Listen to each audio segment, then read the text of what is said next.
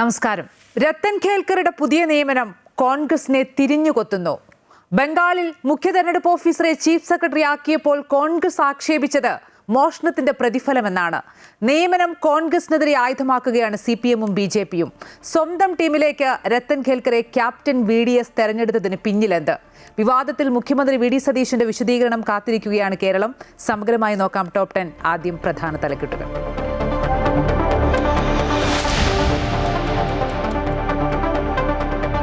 പ്രതിപക്ഷ വിമർശനങ്ങൾക്കിടെ രത്തൻ ഖേൽക്കർ മുഖ്യമന്ത്രിയുടെ സെക്രട്ടറിയായി ചുമതലയേറ്റു. നിയമനത്തിലെ ഡീൽ വൈകാതെ പുറത്തുവരുമെന്ന് CPM, കോൺഗ്രസിന്റെ അവസരവാദമെന്ന് BJP. ഭരണത്തിലുള്ളവർ മറുപടി പറയട്ടെ എന്ന് KC വേണുഗോപാൽ. വകുപ്പ് മന്ത്രിമാർ അറിയാതെ IAS ഉദ്യോഗസ്ഥരെ മാറ്റിയ തീരുമാനത്തിൽ അതൃപ്തി അറിയിച്ച് മന്ത്രിമാർ. വ്യവസായ വകുപ്പ് ഡയറക്ടറുടെ നിയമനം ആഭ്യന്തര കാര്യമെന്നും മാധ്യമങ്ങളെ അറിയിക്കേണ്ടതില്ലെന്നും PK കുഞ്ഞാലിക്കുട്ടി.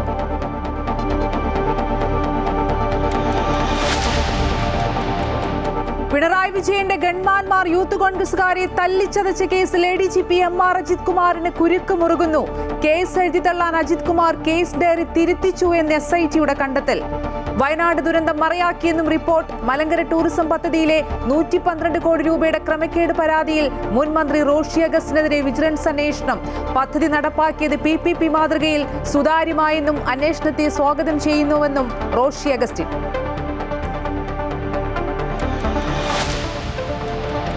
CBSE +2 മൂല്യനിർണ്ണയ പ്രതിസന്ധിയിൽ ഇടപെട്ട് കേന്ദ്ര വിദ്യാഭ്യാസ മന്ത്രി. പോർട്ടലിന്റെ സാങ്കേതിക തകരാർ പരിഹരിക്കാൻ മദ്രാസ് IIT-യിൽ നിന്നുള്ള വിദഗ്ധ സംഘത്തെ നിയോഗിച്ചു. CBSE-യിൽ നിന്ന് റിപ്പോർട്ട് തേടി ഉത്തരവാദികളായ ഉദ്യോഗസ്ഥർക്കെതിരെ നടപടി വന്നേക്കും. ഉത്തരപേപ്പറിന്റെ പകർപ്പിന് അപേക്ഷിക്കാനുള്ള സമയം നാളെ അർദ്ധരാത്രി വരെ നീട്ടി.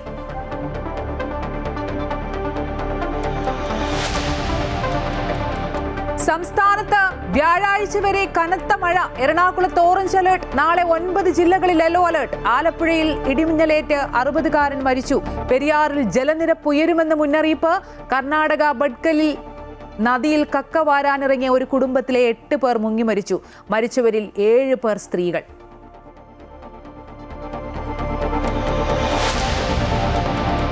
ഇറാനുമായുള്ള സമാധാന കരാർ അന്തിമഘട്ടത്തിലെന്ന് ഡൊണാൾഡ് ട്രംപ്. ഹോർമൂസ് തുറക്കുന്നതിലടക്കം വൈകാതെ പ്രഖ്യാപനമെന്നും ട്രംപ്.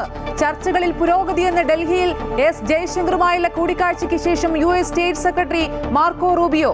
ഇന്ത്യ-US വ്യാപാര കരാർ എത്രയും വേഗം പൂർത്തിയാക്കേണ്ടതിന്റെ ആവശ്യകത എടുത്തു പറഞ്ഞ ജയശങ്കർ.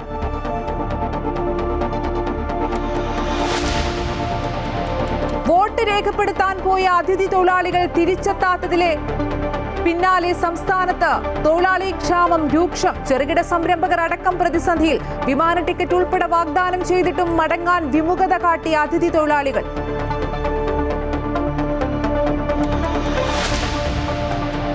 പാകിസ്ഥാനിലെ ബലൂചിസ്ഥാനിൽ സൈനികരുമായി പോയ ട്രെയിനിന് നേരെ ചാവേർ ആക്രമണം. 24 പേർ കൊല്ലപ്പെട്ടു. ആക്രമണം നടത്തിയത് സ്ഫോടക വസ്തുക്കൾ നിറച്ച കാർ ട്രെയിനിൽ ഇടിപ്പിച്ച്. ഉത്തരവാദിത്തം ഏറ്റെടുത്ത് ബലൂച്ച് ലിബറേഷൻ ആർമി.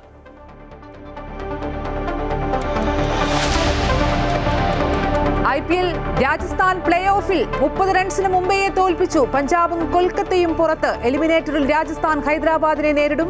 ആദ്യ ക്വാളിഫയർ ബംഗളൂരുവും ഗുജറാത്തും തമ്മിൽ.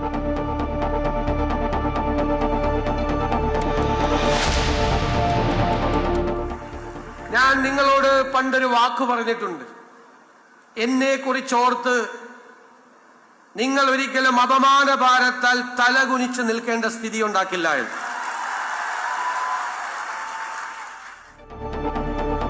തന്നെക്കുറിച്ചോർത്ത് അപമാന ഭാരത്താൽ ഒരു പറവൂരുകാരനും തലകുനിക്കേണ്ടി വരില്ലെന്ന് VD സതീശൻ. കേരളത്തെ തുറമുഖ നഗരമാക്കുമെന്നും മുഖ്യമന്ത്രി. ജന്മനാട്ടിൽ മുഖ്യമന്ത്രിക്ക് ഉജ്ജ്വല സ്വീകരണം. ഒരാളെ മുഖ്യമന്ത്രിയാക്കാൻ നാടൊന്നായി മുറവിളി കൂട്ടിയ അനുഭവം കേരള ചരിത്രത്തിൽ തന്നെ വിരളമെന്ന് Mohanlal.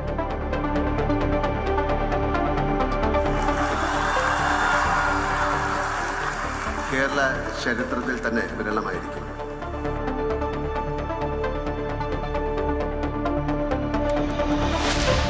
Story of the day. ചിന്തകൾ, ചിത്രക്കാഴ്ചകൾ.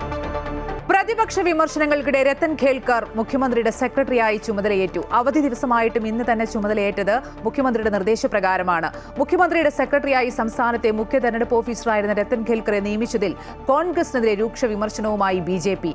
ബംഗാളിൽ സമാനമായ നടപടിയുണ്ടായപ്പോൾ വിമർശിച്ച കോൺഗ്രസും രാഹുൽ ഗാന്ധിക്കും ഇപ്പോൾ മറുപടിയില്ല എന്ന് ബിജെപി IT സെൽ മേധാവി അമിത് മാളവ്യ പറഞ്ഞു. കോൺഗ്രസിന്റേത് ഇരട്ടത്താപ്പെന്ന് CPM സംസ്ഥാന സെക്രട്ടറി MV ഗോവിന്ദനും വിമർശിച്ചു.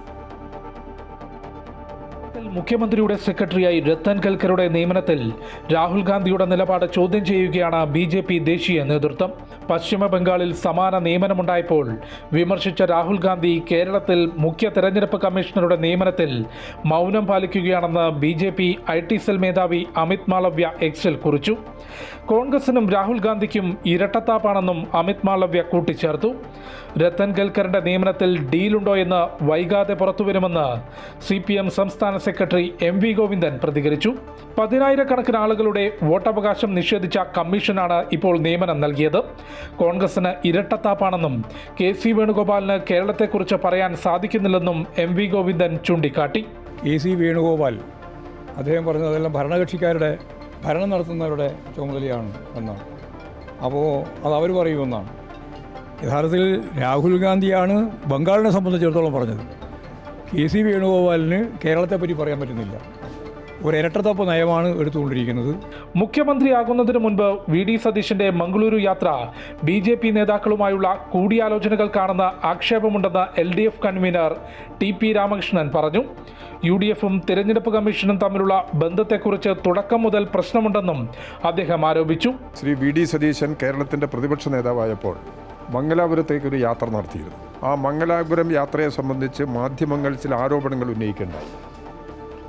അത് BJPയുടെ ഉയർന്ന നേതൃത്വവുമായി കൂടിയാലോചന നടത്തുന്നതിന് വേണ്ടിയാണ് പോയത് എന്നും തെരഞ്ഞെടുപ്പ് കമ്മീഷനെ സ്വാധീനിക്കുന്നതിന് വേണ്ടിയുള്ള സൂചനകളുണ്ടെന്നും എല്ലാമുള്ള പ്രശ്നങ്ങൾ ആ ഘട്ടത്തിൽ തന്നെ ഉയർന്നു വന്നിട്ടുള്ളതാണ്. VD സതീശന്റെ ബംഗളൂരു യാത്രയെക്കുറിച്ച് കോൺഗ്രസ് നേതൃത്വം ഇതുവരെ വിശദീകരിച്ചിട്ടില്ല. ഖേൽക്കറുടെ നിയമനം അങ്ങേയറ്റം ദുരൂഹത നിറഞ്ഞതാണെന്നും TP രാമകൃഷ്ണൻ പറഞ്ഞു. അമൃത ന്യൂസ്, ന്യൂഡൽഹി.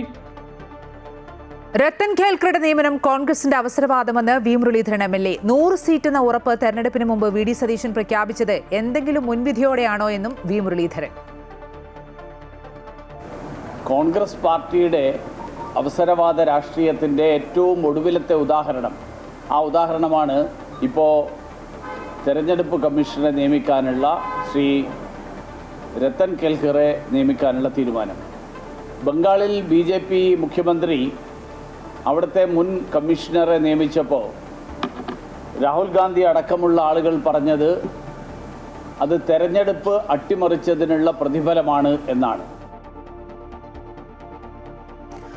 വകുപ്പ് മന്ത്രിമാർ അറിയാതെ 6 കളക്ടർമാർ ഉൾപ്പെടെ 15 IASകാരെ മാറ്റിയ ചീഫ് സെക്രട്ടറിയുടെ തീരുമാനത്തിൽ അതൃപ്തി അറിയിച്ച് മന്ത്രിമാർ. വകുപ്പ് മന്ത്രിമാരുമായി ഒരു വിധത്തിലുള്ള ആശയവിനിമയവും നടത്താതെയാണ് തീരുമാനമെടുത്തത് എന്നാണ് പ്രധാന പരാതി. വിഷയം നാളത്തെ മന്ത്രിസഭായോഗം ചർച്ച ചെയ്തേക്കും.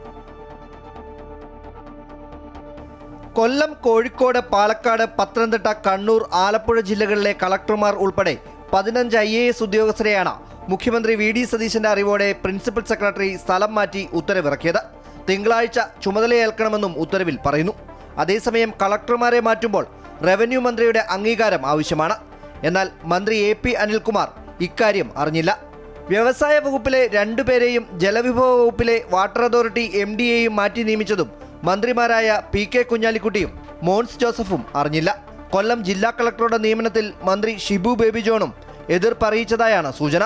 മുഖ്യമന്ത്രിയുടെ പ്രൈവറ്റ് സെക്രട്ടറിയായുള്ള രത്തൻ ഖേൽക്കറുടെ നിയമനത്തിൽ ഘടകകക്ഷികളും ആക്ഷേപമുന്നയിച്ചെങ്കിലും ഖേൽക്കർ ചുമതല ഏറ്റെടുത്തു.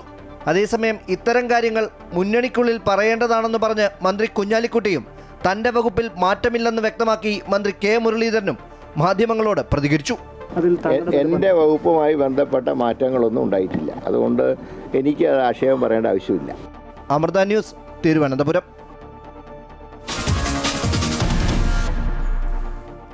വിവാദ രക്ഷാപ്രവർത്തന കേസിൽ ADGP MR അജിത് കുമാറിന് കുരുക്കുമുറുകുന്നു. കേസ് എഴുതി തള്ളാൻ അജിത് കുമാർ കേസ് ഡയറി തിരുത്തിച്ചു എന്നതാണ് SITയുടെ കണ്ടെത്തൽ. ഇതിനായി 2024 വയനാട് ദുരന്തത്തെ മറയാക്കിയെന്നും റിപ്പോർട്ടുണ്ട്. മാധ്യമങ്ങൾ ദുരന്തം ചർച്ച ചെയ്യുന്ന സമയത്ത് തന്നെ കേസ് അവസാനിപ്പിക്കാനായി അന്വേഷണ ഉദ്യോഗസ്ഥരെ 3 ദിവസം തിരുവനന്തപുരത്തേക്ക് വിളിച്ചു വരുത്തി റിപ്പോർട്ട് തിരുത്തിച്ചു. മുൻ അന്വേഷണ ഉദ്യോഗസ്ഥരുടെ മൊഴിയിലും റിപ്പോർട്ടിലുമാണ് ഞെട്ടിക്കുന്ന കണ്ടെത്തൽ. അജിത് കുമാറിനെതിരെ പ്രത്യേക സംഘം DGPക്ക് റിപ്പോർട്ട് നൽകും.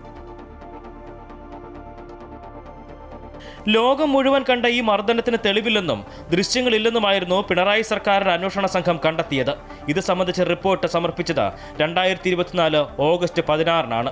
അതായത് മുണ്ടക്കൈ ചൂരൽമല ദുരന്തത്തിന്റെ 17-ാം നാൾ. ക്രമസമാധാന ADGP ആയിരുന്ന MR അജിത് കുമാറിന്റെ സമ്മർദ്ദം കൊണ്ടാണ് ആ സമയത്ത് റിപ്പോർട്ട് സമർപ്പിച്ചതെന്നാണ് SITയുടെ കണ്ടെത്തൽ. വയനാട് ദുരന്തത്തിൽ രക്ഷാപ്രവർത്തനത്തിന്റെ മേൽനോട്ട ചുമതല അജിത് കുമാറിനായിരുന്നു. ഈ സമയത്താണ് അജിത് കുമാർ അന്വേഷണ ഉദ്യോഗസ്ഥരെ തിരുവനന്തപുരത്തുള്ള തന്റെ ഓഫീസിലേക്ക് വിളിപ്പിച്ചത്. അതേസമയം തന്നെ അജിത് കുമാർ തിരുവനന്തപുരത്തെത്തി. ഗൺമാന്മാരെ കുറ്റവിമുക്തരാക്കി എത്രയും വേഗം കോടതിയിൽ റിപ്പോർട്ട് നൽകണമെന്നും ഇപ്പോൾ നൽകിയാൽ മാധ്യമങ്ങളൊന്നും അറിയില്ല എന്നും നിർദ്ദേശിച്ചു.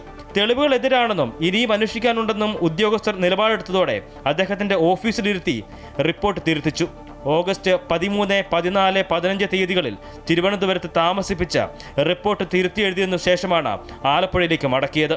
തെളിവുണ്ടെന്ന് വിശദീകരിക്കുന്ന അന്വേഷണ റിപ്പോർട്ട് ഒഴിവാക്കി പരാതിക്കാർ മർദ്ദന ദൃശ്യങ്ങൾ ഹാജരാക്കിയില്ല, ഗൺമാന്മാർ ചെയ്തത് ഔദ്യോഗിക കൃത്യനിർവഹണം മാത്രം, ജോലിയുടെ ഭാഗമായി ചെയ്യുന്ന കാര്യങ്ങൾക്ക് പോലീസ് ഉദ്യോഗസ്ഥർക്കെതിരെ കേസെടുക്കരുതെന്ന് നിയമമുണ്ടെന്നും എഴുതി ചേർത്തു. അങ്ങനെയാണ് കേസ് എഴുതിത്തള്ളാനുള്ള റിപ്പോർട്ട് കോടതിയിൽ നൽകേണ്ടി വന്നതെന്നാണ് അന്നത്തെ ഉദ്യോഗസ്ഥരുടെ മൊഴി. തിരുത്തിയ റിപ്പോർട്ടും തിരുത്താത്ത റിപ്പോർട്ടും SITയുടെ പക്കലുണ്ട്. ഇതോടെ അജിത് കുമാറിനെതിരെ നടപടിക്ക് ശുപാർശ ചെയ്ത് SIT DGPക്ക് റിപ്പോർട്ട് നൽകിയേക്കും. അമൃത ന്യൂസ്, തിരുവനന്തപുരം. മുൻ മന്ത്രി റോഷി അഗസ്റ്റിനെതിരെ വിജിലൻസ് അന്വേഷണം. മലങ്കര ടൂറിസം പദ്ധതിയുമായി ബന്ധപ്പെട്ട് 112 കോടി രൂപയുടെ ക്രമക്കേട് നടത്തിയെന്ന പരാതിയിലാണ് അന്വേഷണം. UDF സർക്കാർ അധികാരമേറ്റ് 6-ാം നാളാണ് റോഷിക്കെതിരായ അന്വേഷണത്തിന് ഉത്തരവിട്ടത്. ഇടുക്കി വിജിലൻസ് DYSPക്കാണ് അന്വേഷണ ചുമതല. FSIT redefine destination private limited എന്ന കമ്പനിക്കാണ് മലങ്കര ടൂറിസം പദ്ധതിക്കുള്ള കരാർ നൽകിയത്.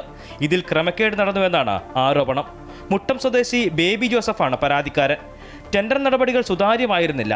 30 വർഷത്തേക്ക് ജലാശയം സ്വകാര്യ ഏജൻസിക്ക് പാട്ടത്തിന് നൽകി. പദ്ധതി ലാഭത്തിന്റെ 3.5% മാത്രം സർക്കാരിന് ലഭിക്കുന്ന രീതിയിലാണ് കരാർ തയ്യാറാക്കിയിരിക്കുന്നത്. ബാക്കി 96.5% സ്വകാര്യ ഏജൻസിക്ക് ലഭിക്കും. ടെൻഡർ വിളിച്ചതിന് ശേഷം രൂപീകരിച്ച ഒരു കടലാസ് കമ്പനിക്കാണ് കരാർ നൽകിയതെന്നും ഈ കമ്പനി മാത്രമാണ് ടെൻഡറിൽ പങ്കെടുത്തതെങ്കിലും റീടെൻഡർ വിളിക്കാൻ സർക്കാർ തയ്യാറായില്ലെന്നും ആരോപണമുണ്ട്. കഴിഞ്ഞ സർക്കാരിന്റെ കാലത്താണ് ഈ പരാതി ഉയർന്നു വന്നത്. എന്നാൽ അന്ന് അന്വേഷണം ഒന്നും തന്നെ ഉണ്ടായില്ല. തനിക്കെതിരെയുള്ള ആരോപണങ്ങൾ നിഷേധിച്ച മുൻമന്ത്രി റോഷി അഗസ്റ്റിൻ രംഗത്ത് വരികയും ചെയ്തു. 112 കോടിയുടെ പദ്ധതിയാണിത് എന്നാണ് ഞാൻ മനസ്സിലാക്കുന്നത്. അപ്പോൾ ഒരു ആക്ഷേപങ്ങളോ പരാതിയൊക്കെ ഉണ്ടായ പിന്നെ പരാതിയിൽ അന്വേഷിക്കാമല്ലോ. അന്വേഷണം ഏതായാലും ആവശ്യമാണ്. ഇതിനൊരു പൈസ സർക്കാരിന് മുതൽ മുടക്കില്ല. ഇത് ലാഭവിഹിതത്തിൻ്റെ ഷെയറല്ല, ടേൺ ഓവറിൻ്റെയാണ്. റവന്യൂ വരുമാനത്തിൻ്റെ ഇത്ര % സർക്കാരിലേക്ക് അടക്കുകയാണ്. ഗവൺമെൻറ് പൈസ അങ്ങോട്ട് മുടക്കുന്നില്ല. ഇതാണ് എൻ്റെ വസ്തുത. സർക്കാർ മാറിയതോടെയാണ് ഈ പരാതിയിൽ അന്വേഷണം നടക്കുന്നത്. അന്വേഷണത്തിന്റെ ആദ്യഘട്ടമായി പരാതിക്കാരനായ ബേബി ജോസഫിന്റെ മൊഴി വിജിലൻസ് രേഖപ്പെടുത്തും. തുടർന്ന് പരാതിയുമായി ബന്ധപ്പെട്ട ഫയലുകളും രേഖകളും പരിശോധിക്കും. ആരോപണങ്ങളിൽ കഴമ്പുണ്ടെന്ന് കണ്ടെത്തിയാൽ FIR രജിസ്റ്റർ ചെയ്ത് മന്ത്രിയെയും ഉദ്യോഗസ്ഥരെയും പ്രതി ചേർക്കുന്ന ഉൾപ്പെടെയുള്ള നടപടികളിലേക്ക് വിജിലൻസ് കടക്കും. അമൃത ന്യൂസ്, തിരുവനന്തപുരം.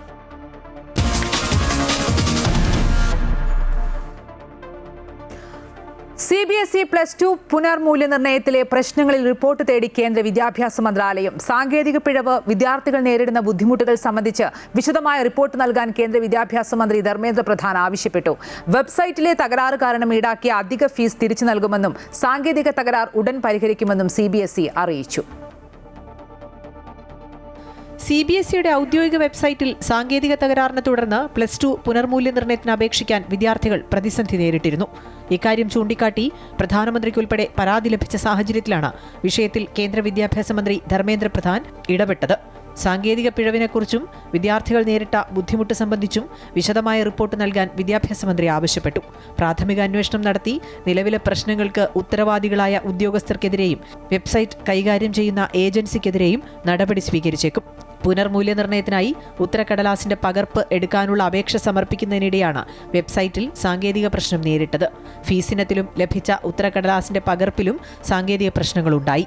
2 ദിവസത്തിനുള്ളിൽ സാങ്കേതിക തകരാറുകൾ പൂർണ്ണമായും പരിഹരിക്കുമെന്നും പുനർമൂല്യനിർണ്ണയത്തിന് ആഗ്രഹിക്കുന്ന എല്ലാ വിദ്യാർത്ഥികൾക്കും അവസരമുണ്ടാകുമെന്നും CBSE അറിയിച്ചു. വെബ്സൈറ്റിലെ തകരാർ മൂലം അധികമായി ഈടാക്കിയ ഫീസ് തിരിച്ചു നൽകും.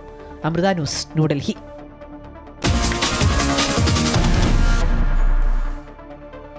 സംസ്ഥാനത്ത് വ്യാഴാഴ്ച വരെ ശക്തമായ മഴയ്ക്ക് സാധ്യതയെന്ന് കാലാവസ്ഥാ വകുപ്പിന്റെ മുന്നറിയിപ്പ്. എറണാകുളം ജില്ലയിൽ നിലവിൽ ഓറഞ്ച് അലർട്ടും 11 ജില്ലകളിൽ യെല്ലോ അലർട്ടുമാണ്. നാളെ 9 ജില്ലകളിൽ യെല്ലോ അലർട്ട് പ്രഖ്യാപിച്ചിട്ടുണ്ട്. ശക്തമായ ഇടിമിന്നലിനും കാറ്റിനും സാധ്യതയുള്ളതിനാൽ പൊതുജനങ്ങൾ ജാഗ്രത പാലിക്കണം.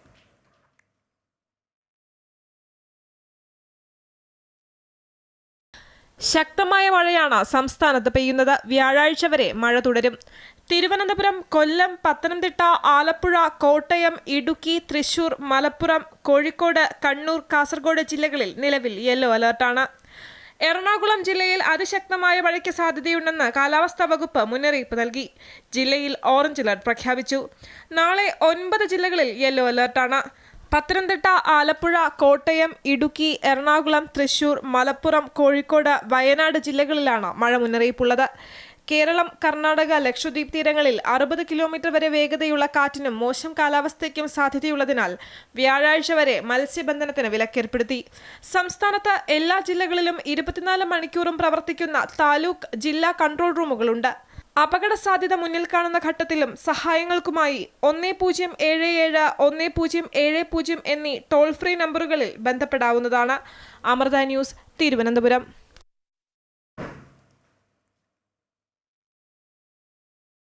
ആലപ്പുഴയിൽ ഇടിമിന്നലേറ്റ് 60-കാരൻ മരിച്ചു. അരൂർ കോടംതുരുത്ത് ചമ്മനാട്ടുതറയിൽ രവിയാണ് മരിച്ചത്. വീട്ടിൽ നിന്ന് കുളിക്കാനായി പുറത്തെ ശുചിമുറിയിലേക്ക് പോകുമ്പോഴായിരുന്നു മിന്നലേറ്റത്. ഉടൻ തുറവൂർ താലൂക്ക് ആശുപത്രിയിൽ എത്തിച്ചെങ്കിലും ജീവൻ രക്ഷിക്കാനായില്ല. കൺസ്ട്രക്ഷൻ തൊഴിലാളിയാണ് രവി. രാവിലെ അതിശക്തമായ മഴയും ഇടിമിന്നലും ഉണ്ടായിരുന്നു.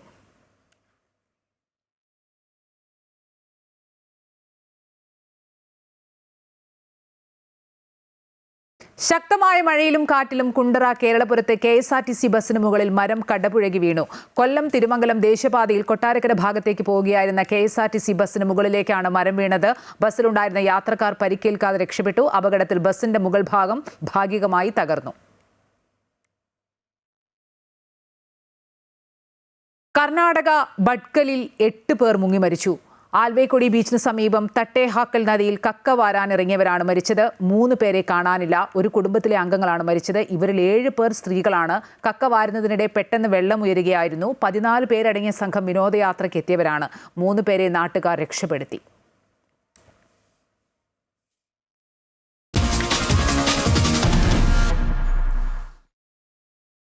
പശ്ചിമേഷ്യൻ സംഘർഷം നിർണായക വഴിത്തിരിവിലേക്കെന്ന സൂചന. ചർച്ചയിൽ പുരോഗതിയുണ്ടെന്ന പ്രതികരണവുമായി അമേരിക്ക.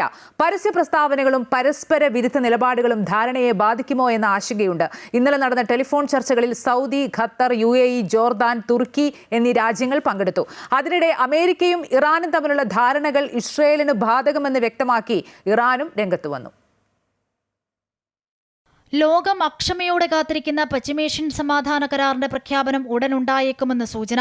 ഇറാനുമായി 3 മാസമായി തുടരുന്ന യുദ്ധം അവസാനിപ്പിക്കുന്നതിനുള്ള ചർച്ചകൾ അന്തിമഘട്ടത്തിലാണെന്ന് US പ്രസിഡന്റ് ഡൊണാൾഡ് ട്രംപ് കഴിഞ്ഞ ദിവസം വ്യക്തമാക്കിയിരുന്നു. പാകിസ്ഥാന്റെ മധ്യസ്ഥതയിൽ നടക്കുന്ന ചർച്ചകളിൽ വലിയ പുരോഗതി ഉണ്ടായതായി ഇരു രാജ്യങ്ങളും സമ്മതിക്കുന്നുണ്ടെന്നാണ് റിപ്പോർട്ടുകൾ. എന്നാൽ സമാധാനത്തിനും ഒപ്പം ശക്തമായ സൈനിക നടപടിക്കുമുള്ള സാധ്യതകൾ ഒരുപോലെ നിലനിൽക്കുന്നുണ്ടെന്നും ട്രംപിന്റെ പുതിയ പ്രസ്താവനകളിൽ സൂചിപ്പിക്കുന്നു. തന്ത്രപ്രധാനമായ ഹോർമുസ് കടലിടുക്ക് തുറക്കുന്നതുൾപ്പെടെ കാര്യങ്ങളിൽ വൈകാതെ പ്രഖ്യാപനമുണ്ടാകുമെന്ന് ട്രംപ് പറയുമ്പോഴും ഹോർമുസിന്റെ കാര്യത്തിൽ അന്തിമ ധാരണയില്ലെന്നാണ് ഇറാനിയൻ വാർത്താ ഏജൻസികൾ വ്യക്തമാക്കുന്നത്. കഴിഞ്ഞ ദിവസം മാധ്യമങ്ങൾക്ക് നൽകിയ അഭിമുഖത്തിലാണ് ഇരു രാജ്യങ്ങളും തമ്മിലുള്ള ചർച്ചയിൽ വലിയ പുരോഗതി ഉണ്ടായതായി ട്രംപ് വെളിപ്പെടുത്തിയത്. നിലവിലെ ചർച്ചകൾ ഒരു അന്തിമ സമാധാന കരാറിലേക്ക് വളരെ വേഗത്തിൽ അടുക്കുകയാണെന്ന് അദ്ദേഹം അവകാശപ്പെട്ടു. ഈ കരാറിലൂടെ ഇറാന്റെ കൈവശമുള്ള സമ്പുഷ്ടീകരിച്ച യുറേനിയം സുരക്ഷിതമായ രീതിയിൽ കൈകാര്യം ചെയ്യാനും ഇറാൻ ആണവായുധം നിർമ്മിക്കുന്നത് പൂർണ്ണമായും തടയാനും സാധിക്കും. നിർണായകമെന്ന് സൂചിപ്പിക്കുന്ന റിപ്പോർട്ടുകൾക്കിടെ എല്ലാ കാര്യങ്ങളും ഉൾപ്പെടുത്തിയാൽ മാത്രമേ കരാറിൽ ഒപ്പുവെക്കൂ എന്ന കർശന നിലപാടിലാണ് അമേരിക്ക. പാകിസ്ഥാന്റെ മധ്യസ്ഥതയിൽ നടക്കുന്ന ഈ ചർച്ചകളിൽ അനുകൂലമായ പുരോഗതിയുണ്ടെന്ന് അമേരിക്കയും ഇറാനും ഒരുപോലെ സമ്മതിക്കുന്നുമുണ്ട്. അതേസമയം അമേരിക്കയും ഇറാനും തമ്മിലുള്ള ധാരണകൾ ഇസ്രായേലിനും ബാധകമെന്ന് വ്യക്തമാക്കി ഇറാനും രംഗത്തെത്തി. News desk, Amrita news. Iran America സമാധാന കരാർ ഉടനുണ്ടാകുമെന്ന് സൂചന നൽകിയ American state secretary Marco Rubio ഡൽഹിയിൽ വിദേശകാര്യമന്ത്രി എസ് ജയശങ്കറുമായുള്ള കൂടിക്കാഴ്ചയ്ക്ക് ശേഷമായിരുന്നു പ്രതികരണം. പ്രതിരോധ ഊർജ്ജ മേഖലകളിൽ ഇന്ത്യയും അമേരിക്കയും തമ്മിലുള്ള സഹകരണം, പശ്ചിമേഷ്യൻ സംഘർഷം ഉൾപ്പെടെ നിരവധി വിഷയങ്ങൾ കൂടിക്കാഴ്ചയിൽ ചർച്ചയായി. 4 ദിവസത്തെ സന്ദർശനത്തിനായി ഇന്ത്യയിലെത്തിയ American state secretary Marco Rubio ഡൽഹിയിൽ വിദേശകാര്യമന്ത്രി എസ് ജയശങ്കറുമായി കൂടിക്കാഴ്ച നടത്തി. തുടർന്നുള്ള സംയുക്ത സമ്മേളനത്തിലാണ് അമേരിക്ക ഇറാൻ സമാധാന കരാർ ഉടനുണ്ടാകുമെന്ന സൂചന മാർക്കോ റൂബിയോ നൽകിയത്. അമേരിക്കൻ പ്രസിഡന്റ് ഇത് സംബന്ധിച്ച പ്രഖ്യാപനം വരും മണിക്കൂറുകളിൽ നടത്തുമെന്നും ഇറാൻ ഒരിക്കലും ആണവായുധങ്ങൾ സ്വന്തമാക്കിയില്ല എന്ന് ഉറപ്പുവരുത്തുമെന്നും മാർക്കോ റൂബിയോ പറഞ്ഞു. Iran situation, there'll be, I believe, maybe more news coming out a little bit later today on this topic, and I'll leave it to the president to make further announcements on it. Suffice it to say that some progress has been made, significant progress, although not final progress has been made. ഇരു രാജ്യങ്ങൾക്കും ഗുണകരമാകുന്ന രീതിയിൽ ഇന്ത്യ-US വ്യാപാര കരാർ പ്രാവർത്തികമാകുമെന്നും Marco Rubio വ്യക്തമാക്കി. അമേരിക്കയിൽ നിന്നുള്ള ഇന്ത്യയുടെ ഊർജ്ജ ഇറക്കുമതിയിൽ ഗണ്യമായ വർധനവുണ്ടായിട്ടുണ്ടെന്ന് വിദേശകാര്യമന്ത്രി എസ് ജയശങ്കർ പറഞ്ഞു. പ്രതിരോധ സുരക്ഷാ കാര്യത്തിൽ പുതുക്കിയ കരാർ ഇരു രാജ്യങ്ങളും തമ്മിലുള്ള സഹകരണം കൂടുതൽ ശക്തമാക്കുമെന്നും അദ്ദേഹം പറഞ്ഞു.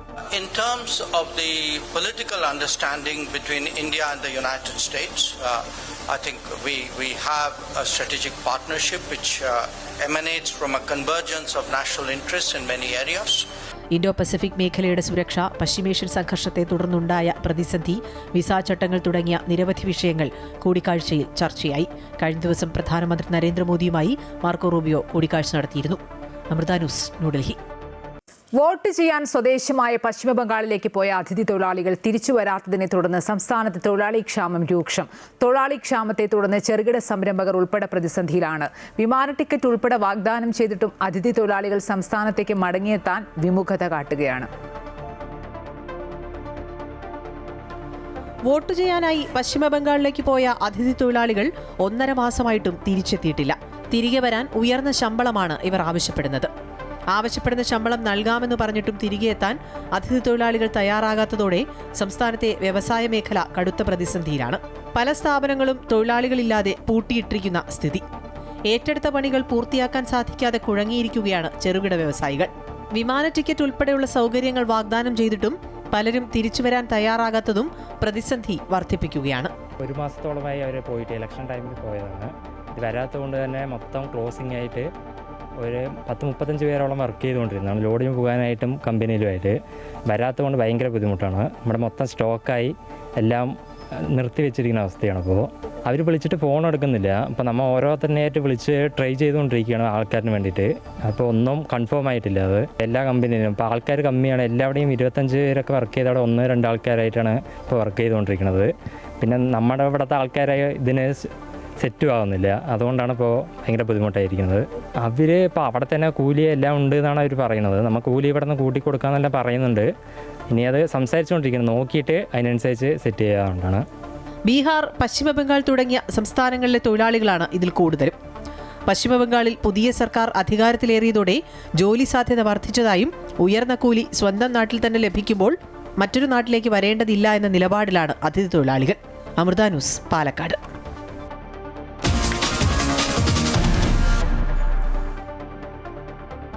പാകിസ്ഥാനിലെ ബലൂചിസ്ഥാനിൽ സ്ഫോടക വസ്തുക്കൾ നിറച്ച കാർ ട്രെയിനിലിടിച്ച് സ്ഫോടനം. സൈനികരുൾപ്പെടെ 24 പേർ കൊല്ലപ്പെട്ടു. 50-ലധികം പേർക്ക് പരിക്കേറ്റതായും റിപ്പോർട്ടുണ്ട്. കൊച്ചിയിലെ റെയിൽവേ ട്രാക്കിന് സമീപത്താണ് സ്ഫോടനമുണ്ടായത്.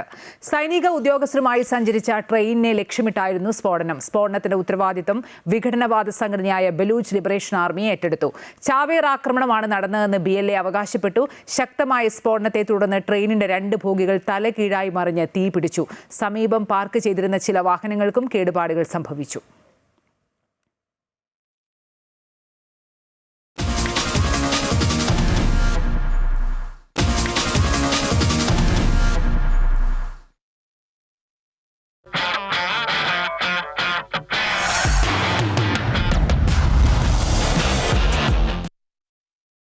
IPL മുംബൈ ഇന്ത്യൻസിനെതിരെ രാജസ്ഥാൻ റോയൽസിന് ജയം. ജയത്തോടെ രാജസ്ഥാൻ റോയൽസ് പ്ലേ ഓഫിൽ കടന്നു. അവസാന ഗ്രൂപ്പ് മത്സരത്തിൽ രാജസ്ഥാൻ ഉയർത്തിയ 206 റൺസ് വിജയലക്ഷ്യം പിന്തുടർന്ന മുംബൈയുടെ ഇന്നിംഗ്സ് 20 ഓവറിൽ 9 വിക്കറ്റ് നഷ്ടത്തിൽ 175 റൺസിൽ അവസാനിച്ചു.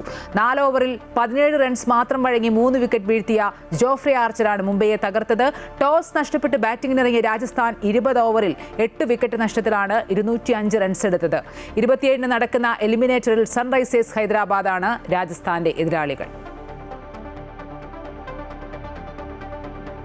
ഇന്ത്യയിലെ ഏറ്റവും വേഗതയേറിയ ഓട്ടക്കാരനായി പഞ്ചാബ് താരം ഗുരീന്ദർ വീർ സിംഗ്. റാഞ്ചിയിലെ ബിർസ മുണ്ട അത്ലറ്റിക് സ്റ്റേഡിയത്തിൽ നടന്ന നാഷണൽ സീനിയർ ഫെഡറേഷൻ കപ്പ് അത്ലറ്റിക്സിൽ താരം 100 മീറ്റർ പിന്നിട്ടത് വെറും 10.09 സെക്കൻഡിൽ. 100 മീറ്റർ ദൂരം 10.1 സെക്കൻഡിൽ താഴെ സമയം കൊണ്ട് മറികടക്കുന്ന ആദ്യ ഇന്ത്യക്കാരനെന്ന ചരിത്ര നേട്ടവും ഗുരീന്ദർ വീർ സ്വന്തമാക്കി. ഈ സീസണിൽ ഇതുവരെ ഒരു ഏഷ്യക്കാരന്റെ ഏറ്റവും വേഗതയേറിയ രണ്ടാമത്തെ സമയമാണിത്. ഈ പ്രകടനത്തിലൂടെ ഗുരീന്ദർ 2026 കോമൺവെൽത്ത് ഗെയിംസിലേക്കുള്ള യോഗ്യതയും സ്വന്തമാക്കി. 24 മണിക്കൂറിനുള്ളിൽ 3 തവണയാണ് 100 മീറ്ററിൽ ദേശീയ റെക്കോർഡ് തിരുത്തപ്പെട്ടത്.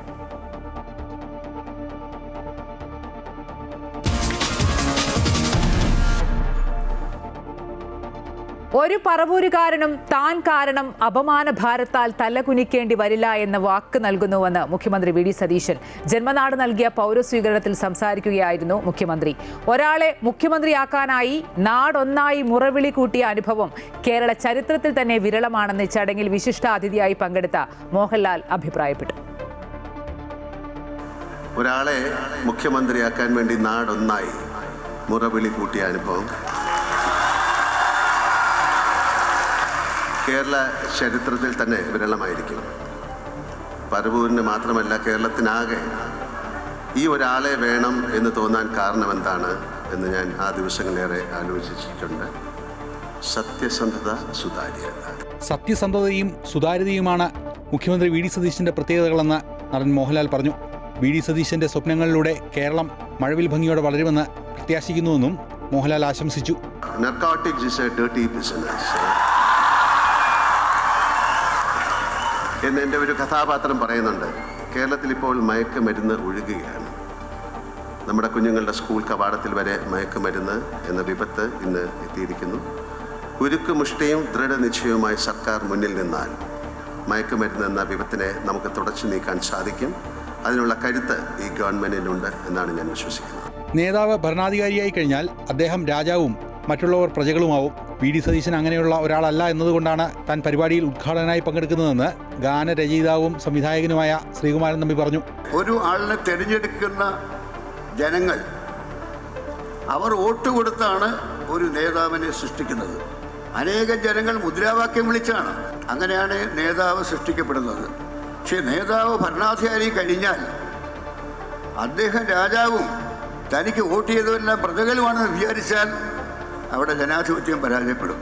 ബഹുമാനപ്പെട്ട വി ഡി സതീശൻ അങ്ങനെ ആളല്ല എന്നതുകൊണ്ട് മാത്രമാണ് ഈ സമ്മേളനത്തിൽ സംബന്ധിക്കാൻ ഞാൻ വന്നത്.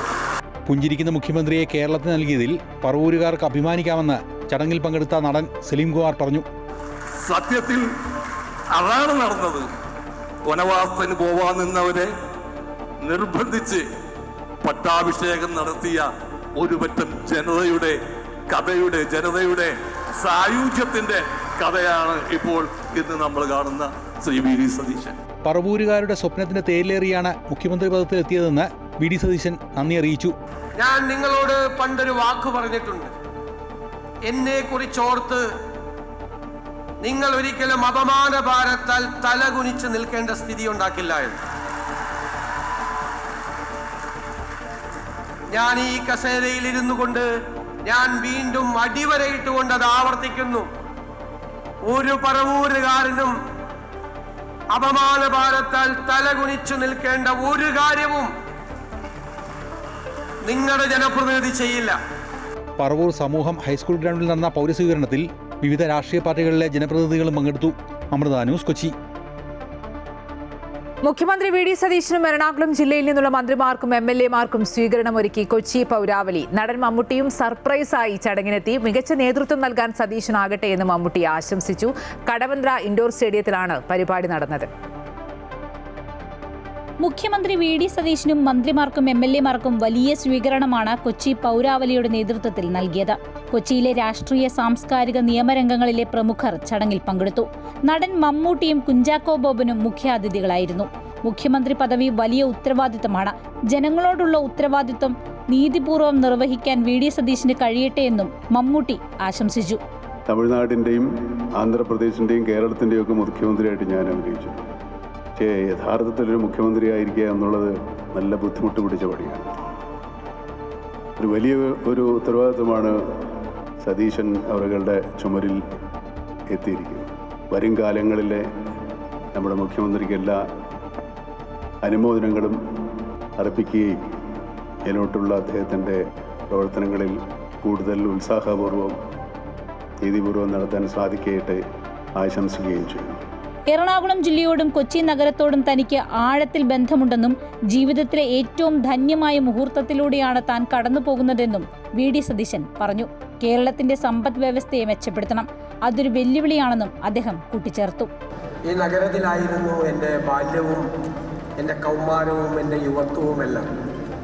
ഈ ജില്ലയുമായും ഈ നഗരവുമായും എനിക്കുള്ള ബന്ധം അത് വളരെ ആഴത്തിലുള്ള ഒരു ബന്ധമാണ്.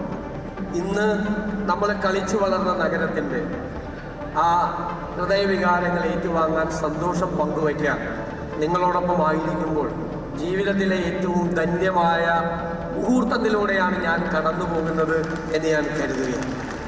കൊച്ചിയിലെ ആളുകളുടെ ആശീർവാദവും സ്വീകരണവും ഏറ്റുവാങ്ങിയ ശേഷമാണ് മുഖ്യമന്ത്രി സ്വന്തം മണ്ഡലമായ പറവൂരിലേക്ക് പോയത്. അമൃത ന്യൂസ്, കൊച്ചി.